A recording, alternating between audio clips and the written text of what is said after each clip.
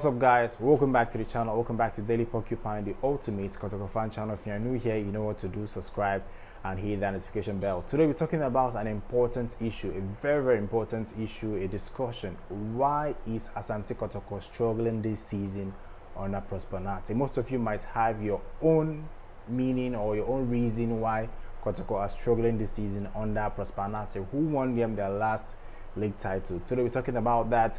Subscribe if you haven't and hit that notification bell. If that would be what you've been interested in, please stick to the end of the video to watch this video and understand it very well and give me your thoughts in the comment section. So let's get into it. Why is Kotoko struggling under Prosper Narteh this season? It's very simple. Before you understand this, you have to go back to the previous season, where he won the league. He came in with Kotoko had some important experienced players in the squad. He came with the guidance of Narian Posa. He signed some players.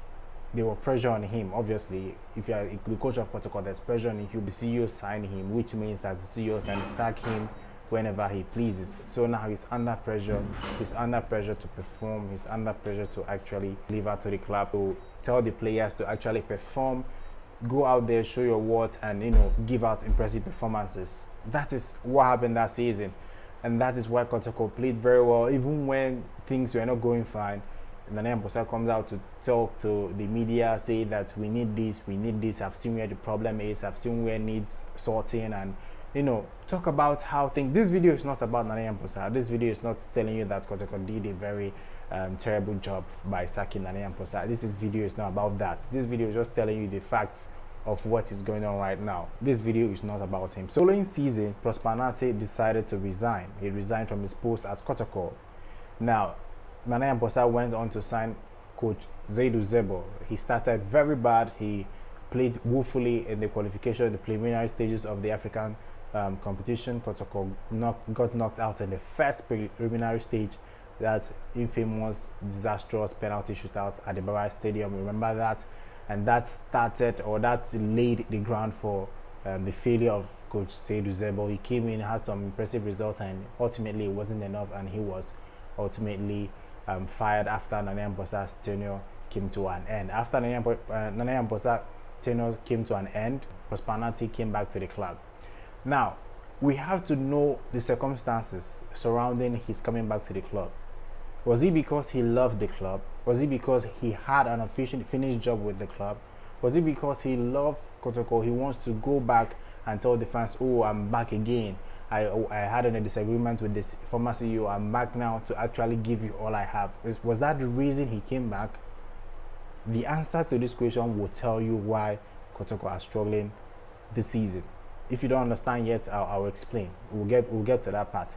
So this season started. Prosper Narteh had the opportunity to sign his own players, to do things his own way, to arrange his technical staff, to give the tasks. He's now an MC member and the coach. He can make decisions off the pitch.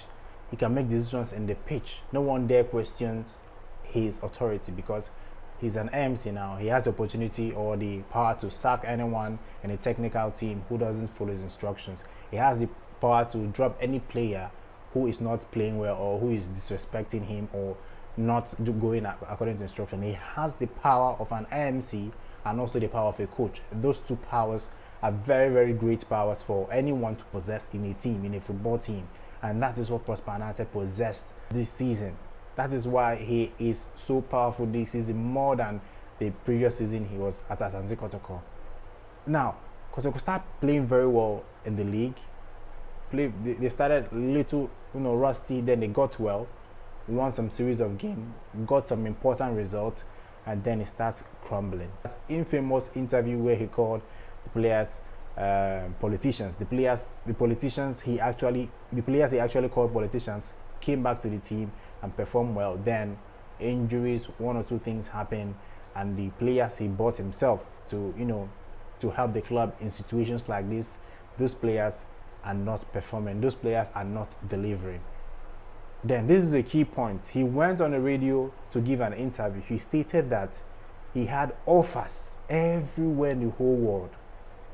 He had offers, both local and international offers, and he was considering one of the offers before the king pleaded with him to come back to Kotoko and coach Kotoko. Now, Listen, the king pleaded with him to coach Kotoko. It's not because he was in love with the club. It's not because he wants to come back and prove something. It's not because he is in he has an unfinished job with Kotoko. That is not the reason why he's back at Kotoko. He's back at Kotoko because he was pleaded. They pleaded with him to come to the club. They begged him, basically begged him to come back to the club. Now, a task you are being begged to do and a task that you are doing willingly, which one will you perform very well? Yes, understand it very well. If you are being begged to do something and there's that same task, another person wants to do it decisively, who will do this task very well? That tells you that he's coming back, the circumstances surrounding his coming back was not a positive one, was not a good one. Now he's an IMC member, there's no pressure on him. He knows that if Kotoko, if he experiments and it doesn't work, no one will come and say you the results are not going well. He's an IMC member. An IMC member was supposed to put the club in a direction. He's not only a coach, he's an IMC member, which means he answers to no one. That is the reason why he has delegated his press conference, his post-match press conference, to his assistant coach. He's a head, he's above the coach. He can delegate roles. He can delegate roles to assistant coach. I'm not saying assistant coach shouldn't actually come out for press conference, but if it happens often, it means that the coach that has refused to come, he has placed himself higher, in a higher position. So understand that Prosper Narteh actually is performing the role of an IMC and a coach. That puts him on a pedestal, like he is now above the level of a coach. That is why he can do whatever. Kotoko can lose 10 games in a row. He will not come out to explain why they lost 10 games in a row, because you go and explain to them. You send the assistant coach, because he feels, I have nothing to tell you guys. The assistant coach is there to tell you. You understand? Things like this happen, but assistant coach will come and tell you. Because if a coach truly loves the club, loves the fans, he will tell the coach, assistant coach, please, today, this defeat was very painful. Let me go and tell them what happened. Let me go and tell them that things will be fine. Let me go and tell them that we didn't play well because of this, because of that, and we are going to rectify this. I promise we are going to rectify it. When Kotoko went out of the MTN FA Cup, he went on his Twitter page to say that he is the cause. He takes responsibility for that.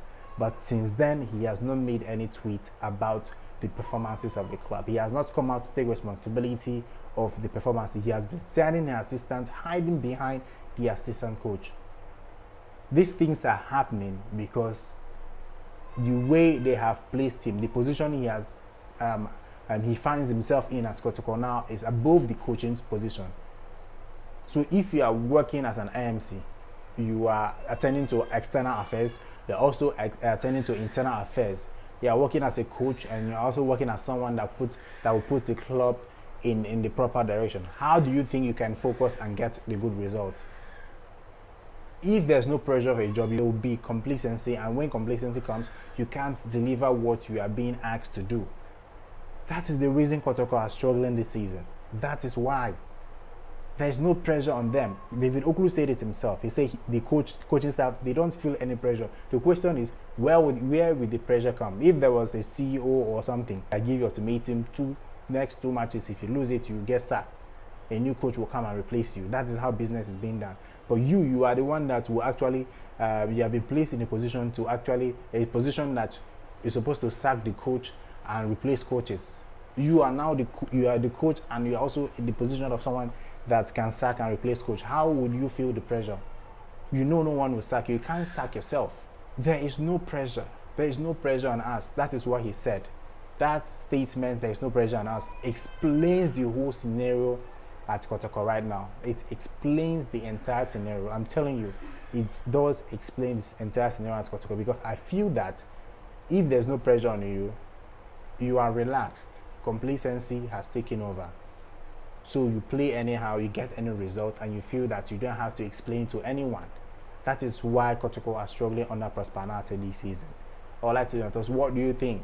If you think that I'm not saying what you feel is the reason why Kotoko are struggling this season, put it down in the comment section and tell me what you think. But that is what I honestly feel is wrong with Kotoko this season. I'd like to know your thoughts in the comment section. Subscribe if you haven't, and hit that notification bell. Till next time, guys, goodbye.